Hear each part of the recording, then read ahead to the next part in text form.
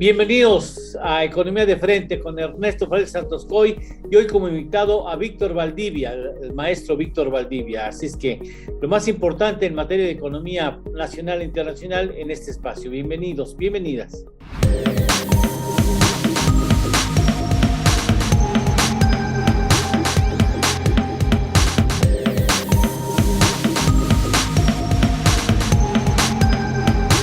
Economía de Frente. Primero que nada, muchísimas gracias, Víctor Valdivia, por estar con nosotros. Muchas gracias. Gracias a ustedes por la invitación. Gracias.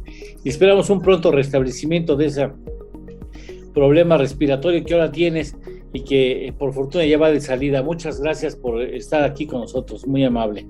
Gracias, Ernesto Félix Santoscoy, como siempre, conductor de este programa. Gracias. Encantado, ¿qué tal? Gracias. Eduardo, Bueno, Víctor. Primero tendremos que ir, por supuesto, con los datos que se dan a conocer en la mañana del día en que se graba este programa, que es un día miércoles, donde se da a conocer tanto el IGAE, correspondiente al mes de junio, como el Producto Interno Bruto correspondiente al primer semestre o segundo trimestre del 2021. ¿Por dónde quieres comenzar, Víctor? ¿Por IGAE o por PIB? No, pues tú di. Si quieren, vamos por el PIB. A ver, vamos, Producto Interno Bruto al segundo trimestre, con un crecimiento respecto al trimestre anterior de 1.5. Usted lo tiene ya en la pantalla, ahí están los datos: 1.5, 0.8 sector primario, 0.3 el secundario y 2% el sector terciario. ¿Alguna consideración hasta aquí, Víctor? Qué bueno que estuvo creciendo, todavía no alcanza los niveles que necesitamos, todavía le falta un poco, pero para como estamos con esta tercera ola de pandemia, para como tenemos los impactos negativos dentro de la economía, de la sociedad, creo que es una buena noticia hasta donde cabe. No es suficiente, necesitamos un mayor crecimiento, pero creo que es una noticia relativamente buena. Ernesto, ¿tú la ves al igual? Bueno, yo la veo un poco decepcionante porque está saliendo abajo de lo que estábamos pronosticando, incluso el propio INEGI. Sí. INEGI había pronosticado un 19.6, pero en base a los pronósticos que a su vez el INEGI hace del IGAE de cada mes, pues el dato podría haber sido, en lugar de 19.5 a tasa anual, podría haber sido 20.2 con los promedios del IGAE que el mismo INEGI ha estimado para estos 3 meses del segundo trimestre, ¿no? Que son abril, mayo y junio. ¿Dónde está la diferencia? En el IGAE. La gran diferencia está en el IGAE de junio. No, ahorita platicamos. Pero bueno, pues, analizando los datos del PIB de manera anual, vemos un crecimiento del 6.8% en el campo, 27.9% en la industria y 16.9% en los servicios. O sea, nótese la fortaleza de recuperación en el sector industrial. Sí. Y esto tiene que ver con, a su vez, pues la recuperación de la economía norteamericana, que pues debe haber estado creciendo cercano al 6,5% en ese trimestre, la economía más grande del mundo, en donde estamos asociados, ¿no? ¿Dices, Víctor? Está creciendo la economía norteamericana cerca del 6, que es lo que nos está jalando. Por eso es que tenemos este crecimiento industrial. Nosotros sí, efectivamente, también en día no nos causa tanto problema porque sí esperábamos un crecimiento parecido del PIB, ya que nosotros estamos viendo un impacto muy fuerte todavía por esta ola a nivel mundial. Y también todavía vemos que faltan demasiado apoyo por parte del Estado para poder tener una reactivación económica como el Estado mismo lo espera. Por eso creemos que las proyecciones que tiene el INEGI y Hacienda y otros no se están cumpliendo. Vamos, nosotros estamos apostando en contra de la 4T, por decirlo de una forma, porque no estamos viendo una política de apoyo para una reactivación económica pronta. Y lo que hemos visto siempre, y lo hemos dicho en muchos elementos, es que simplemente es un reflejo de una reactivación económica extremadamente lenta por las mismas condiciones que estamos teniendo, tanto por el apoyo público como por el impacto de la cuarta ola de contagios. Y del IGAE sí sería bueno, ahorita nos metemos si quieres, porque sí hay cosas muy, muy interesantes que tenemos que estar checando aquí. Es que, a ver, déjame nada más tomar la impresión de Ernesto Farrell, porque el gobierno no ha hecho nada. O sea, exacto, el gobierno no ha movido un dedo no ha movido para que el asunto sea distinto de los datos que estamos viendo, Ernesto. Aquí no hay ninguna mano negra, no hay ni dedo negro, no hay nada. No hay nada. Vamos por inercia, vamos solos. Los sectores privados van solos, el sector industrial va solo, gracias al apoyo, gracias al crecimiento que tenemos en Estados Unidos. De no ser por eso y los tratados de libre comercio, o sea, aquí tenemos punto para los malvados neoliberales, tal vez sería mucho peor los datos que estuviéramos teniendo y todo el impacto que estamos jalando. Pero también por eso nosotros hemos tenido estos datos y hemos tenido esos análisis, ya que a diferencia de otros países no tenemos ni un apoyo fiscal, ni un apoyo de ningún fondo, de ningún tipo. Al contrario, fiscalmente México se ha vuelto más agresivo que en otros años, y eso que ahorita tenemos a todo mundo golpeado por la pandemia. Todos los sectores sí han tenido fuerza, han seguido creciendo como bien lo maneja el maestro, pero aún así creemos que pudo haber sido peor. Sí, realmente el gobierno no ha hecho nada, no ha implementado ningún programa de tipo fiscal con el gasto del propio gobierno como para atenuar la recesión económica. Del lado monetario, el Banco de México también es yo te diría, el Banco Central que se caracteriza por tener la política monetaria menos expansiva o menos apoyadora a la economía. Pues sí dejó que, digamos, implementó una serie de políticas para que el crédito se pudiera expandir, pero no empujó el crédito ni bajó fuerte la tasa. Al contrario, ya estamos hasta subiendo la tasa en 2 ocasiones. Me parece totalmente innecesario, dado que la economía, la demanda está destruida todavía. Pero pues, lo único que se hizo fue permitir, flexibilizando las reglas de operación de los bancos, las reglas contables, que se hicieran reestructuras de crédito, porque normalmente cuando se hace una reestructura, el banco que prestó el dinero tiene que reservar, es decir, pegarle a resultados como si no recuperara el crédito. Esas reglas se han flexibilizado para permitir reestructuras de 1 o hasta 2 veces los mismos créditos que venían del pasado. Pero si vemos la masa de crédito de la banca comercial al sector privado, antes de la pandemia estaba en 6 billones de pesos y hoy está en 4,5. Ha bajado 1,5 billones la masa de crédito de la banca comercial al sector privado durante esta crisis. Y si le preguntas a los banqueros, te dicen, es que no hay demanda de crédito. Son muy cautelosos los agentes económicos mexicanos. Déjeme ir a una pausa, permíteme ir a una pausa y regresamos con este dato porque está muy interesante lo que dice, lo que nos explica Ernesto Farrell Santos, lo que nos dice Víctor, porque bueno, aquí no hay mano negra, ahí las cosas se han colocado así y el problema es que al parecer, y dice el IGAE, me parece que el asunto de la recuperación ya comienza a dar tropiezos importantes, así parecen indicarlo las cifras después de una pausa con esto del IGAE al mes de junio. Economía de frente. Regresamos. Economía de frente. Continuamos. Bueno, vamos, porque vale la pena también ir con el asunto de los DEX, derechos especiales de giro, que se han vuelto famosos en economía. Ahora hasta el señor del basurero nos habla de los DEX, entonces de ahí valdría la pena que ustedes opinaran. Ernesto, IGAE. Vamos primero con el IGAE, con todo gusto. Bueno, las cifras del IGAE al mes de junio. A tasa anual no se ve tan mal, un crecimiento del 13.4. Nada mal. Bueno, nosotros estamos estimando 14,5, pero si las vemos como tasas mensuales y analizamos los sectores, ahí es donde se ve lo que dices. Oye, parece que la recuperación está haciendo agua o que la economía ha perdido tracción, pero de manera pues alarmante. Y general. General, ¿no? El IGAE total a tasa mensual, es decir, junio contra mayo, se cae casi 1%, 0.9. 0.9. Materias, el sector primario, el campo, se cae 4.4, y eso que el campo es un sector muy exportador. La industria se cae 0.5%, a pesar de la recuperación tan fuerte de la economía norteamericana. Y el sector terciario, o sea, los servicios, el comercio, se cae 0.7%. Es decir, todo se derrumbó dentro de mí.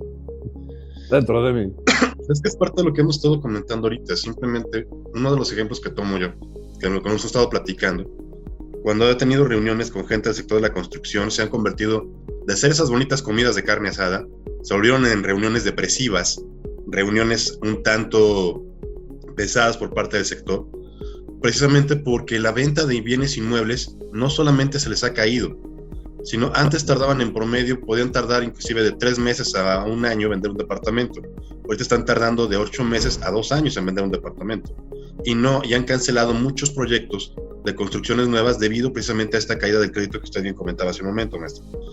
Entonces, ese es el impacto que estamos viendo en muchos sectores. El sector inmobiliario es el que estoy agarrando como ejemplo, pero también cuando vemos el automotriz, la caída de ventas en el sector automotriz es impresionante.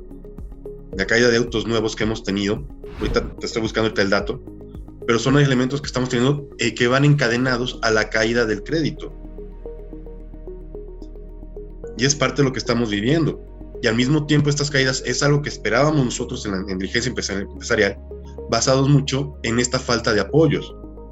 Vamos, si no hay un apoyo directo al consumo, pues vamos un apoyo fiscal al empresariado o a las personas morales, a las personas físicas, con la actividad empresarial, y resulta que no hubo. Y somos de los pocos países en el mundo que estamos viviendo pandemia, que estamos en una cuarta ola con una cantidad de enfermos hasta el tope, sin ningún tipo de apoyo.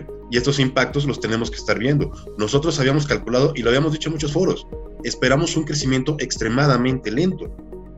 En el foro del IMEF, a nivel nacional, lo estuve manteniendo mucho, con varios demostrando cómo es que esto va muy lento y va inclusive hasta con ciertos topes, no va a la velocidad ni con el incremento que se esperaba. Vamos, el IGAI anualmente está muy bonito, qué padre, pero como vemos mensualmente, sí vemos ciertos baches generados por esta misma situación. Falta de apoyo, la cuarta ola que va mucho más grande de lo que se ha dicho originalmente, la cantidad de enfermos, la cantidad de hospitalizados es tremenda. Ahora que yo he estado enfermo, que me ha tocado atención médica, e ir al Instituto Nacional de Nutrición y otros hospitales, es impresionante cómo están los servicios y estamos actuando como si nada. Porque sabe muy bien este gobierno que si pusiera un semáforo, un naranja real o un rojo real, y volviera a guardar, aunque sea la mitad de los sectores económicos, el golpazo sería brutal como fue en el 2020. Y no se quiere tener. Aún así creo que todavía falta, y creo que sí vamos a ver una salida de la crisis mucho más lenta y con mucho más baches como esta de que tenemos de junio que estamos cayendo. A ver, Ernesto, tu punto de vista, por favor. Totalmente de acuerdo con lo que dice el doctor Víctor. Dejémoslo el maestro, por favor, maestro. Todavía maestro. Todavía maestro, dame chance. Ya cae el cuasi doctor. El cuasi doctor. La economía mexicana podría haberse recuperado de manera mucho más importante, pegada a la economía norteamericana, asociada con ella en el TEMEC. Si hubiéramos hecho algunas cosas nada más, yo quizás digo, bueno, no le pidamos peras al olmo, no va a haber programas de apoyo, pero por lo menos con que hubiera habido una actitud amigable a la inversión y al empleo, un respeto al Estado de Derecho, un cuidado de la seguridad, y no estar pegándole a donde está la inversión, ¿no? Que es principalmente que es en el sector de energía. Nada más con eso, seguramente hubiéramos tenido crecimientos mucho más importantes y permanentes, ¿no? Aquí lo que está pasando es que la inversión fija bruta todavía trae caídas importantes a tasas anuales de más de 10%. Si no hay inversión, no hay crecimiento. Entonces, claro, este modelo económico que, bueno, del lado positivo que se le ve, mantuvo finanzas públicas sanas, ¿no? A diferencia de los otros gobiernos que para implementar sus programas fiscales de apoyo a las empresas y a las familias se endeudaron, pues aquí el gobierno no se endeudó, y tiene todavía un superávit fiscal primario pequeño, pero tiene, que es el primario es todos los ingresos le quitas todos los gastos sin incluir gastos de intereses de la deuda. Esa definición de déficit se llama, o de resultado primario, pues todavía es positivo. Quiere decir que el gobierno no se endeudó al final de cuentas. Entonces, bueno, pues esa es la tesis de la 4T, que se puede seguir dando dádivas, porque eso sí, gasto social para aquí, para allá, cantidades para la población por aquí, por allá, clientelares, vamos a decir, ¿no? Gasto clientelar. Pero si mantengo finanzas públicas sanas, me puedo dar ese lujo de seguir dando dádivas. Pues no, porque si no hay crecimiento, no va a haber recaudación en el futuro, no va a haber empleo, o los empleos que se han recuperado son de muy mala calidad, y al final de cuentas estás bajando el nivel económico de la población en general. Bueno, permíteme una pausa, porque si no vamos a truncar el asunto, y si les parece bien, a reserva de que quieran hacer alguna consideración sobre este tema, pues vamos a ver si el presidente hace bien o no hace bien al destinar los recursos que nos mandó el FMI a pagar anticipadamente deuda. De este asunto hablaremos después de una pausa. Economía de frente. Regresamos. Economía de frente. Continuamos. A ver, ¿la regó o no la regó desde tu punto de vista, Víctor? ¿Quién? El presidente de la República. El FMI. El FMI. Mira, es que yo creo que veo con el presidente, cuando hablamos de esto, no es decir si se va a pagar deuda o no se paga deuda. Bueno, estamos pagando deuda, estamos eliminando pasivos, estamos eliminando tasas de interés, qué bonito, qué padre. Pero el problema que tiene el presidente es que la palabra FMI como que le genera mucho ruido. Simplemente cuando dijo vamos a pagar la deuda y empezaron discusiones si se puede o no se puede, discusiones más técnicas, se volvió muy interesante. Y ahí notamos que el presidente como que no conoce muy bien cuál es el papel y el trabajo del Fondo Monetario Internacional. Sí. Sería lo primero que tendría que decir. Ojalá que sus asesores lo apoyen un poco más y tomen unas clases, o por lo menos vaya a la UNAM con Miguel González Ibarra a tomar clases de economía internacional, para que sepa de qué estamos hablando. Digo, don Ernesto, ¿usted conoce el otro mejor internacionalista más fanático del fondo? Miguel González. Exactamente. Yo creo que él podría explicarle muy bien qué se puede hacer y qué no se puede hacer con el fondo. Sí. O sea, si tomar unas cuantas clases no le caería nada mal ahorita que están dando en línea. Mira, por eso me dio risa tu comentario. Sí, ya sabemos. Entonces, simplemente sería ver toda esta parte de cómo se está adelantando pagos, que padre, vamos a eliminar pasivos, pero creo que aquí es un problema también hasta de conceptual que tiene el presidente respecto a la palabra fondo, los villanos de la película, malvados neoliberales, uy, que nos imponen, qué malos son de la película. Y sin embargo, claro, también la línea de crédito también se va a tener que terminar pagando. Al final es una reestructuración financiera de deuda que generó un poco de discusión si se podía o no se podía hacer por los mismos lineamientos que te maneja la misma, ¿no?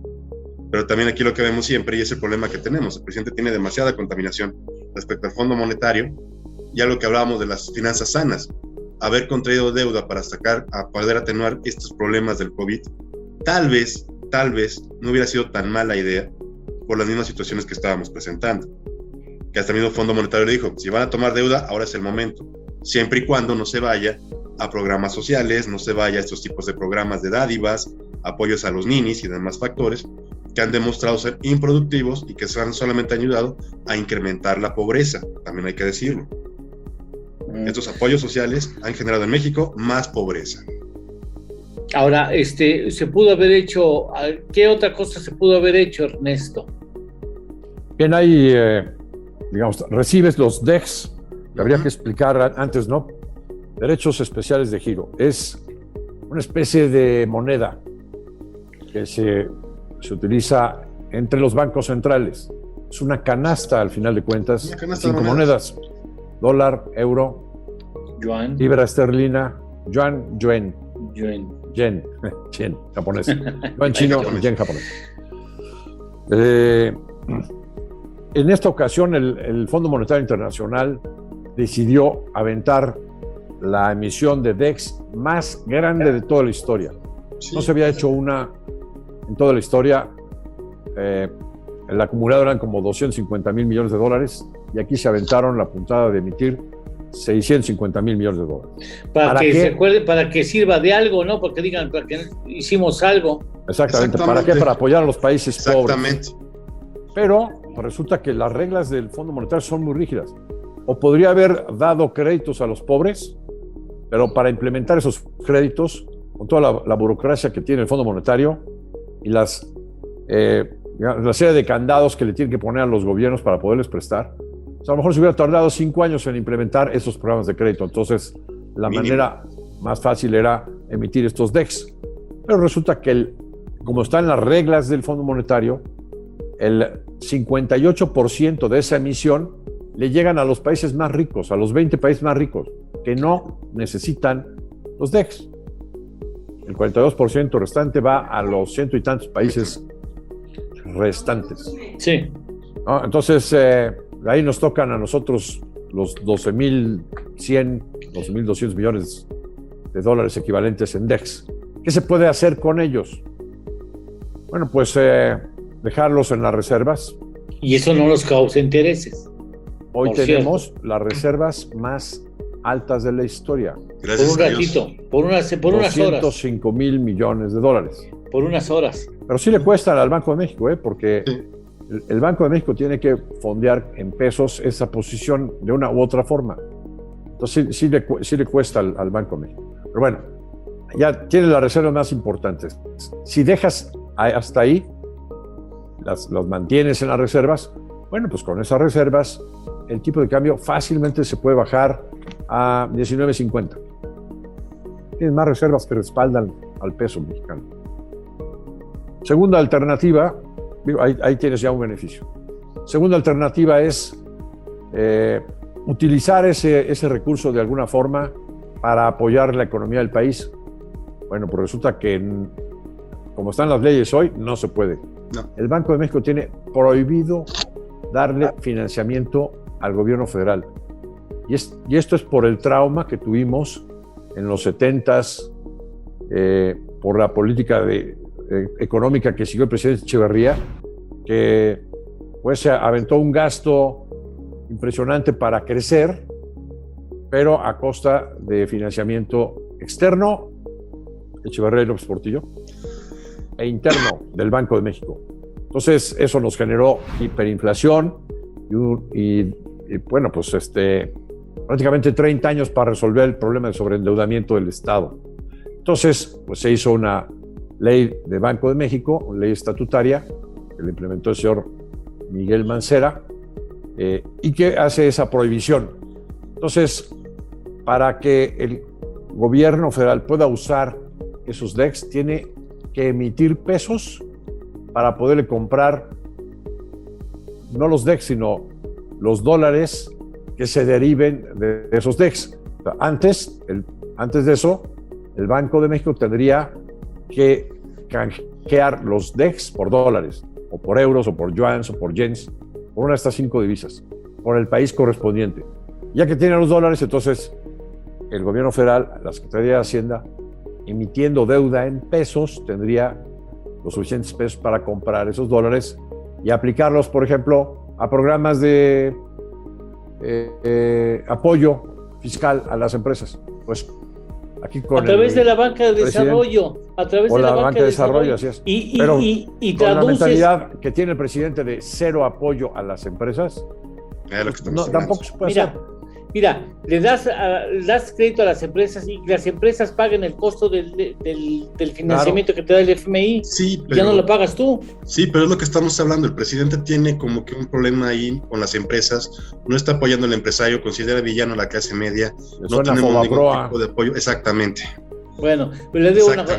El presidente tiene ese problema. La tercera alternativa es prepagar deuda. Bueno.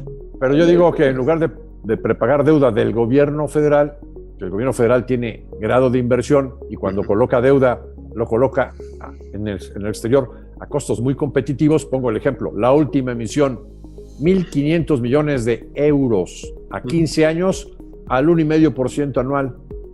¿A qué le prepagas esas deudas? Bueno. Pero el que sí tiene problemas es Pemex. No. Y fuertes. Y está sobreendeudado. No, Pemex está herido de muerte. De grado de basura. Sí. Bueno, nosotros tenemos un problema porque ya se nos acabó el tiempo del programa. Está poniendo Víctor, interesante. Sí, lástima. Bueno, nosotros seguimos platicando y nosotros en el público decimos al público, no nos alcanzó el tema para tratar los temas fundamentales, pues se los debemos la próxima semana. Muchas gracias. Gracias, Ernesto. Gracias a ustedes, que estén bien. Muchas gracias, Víctor. Gracias. Gracias a todos. Hasta luego. Hasta la próxima aquí en Economía de Frente.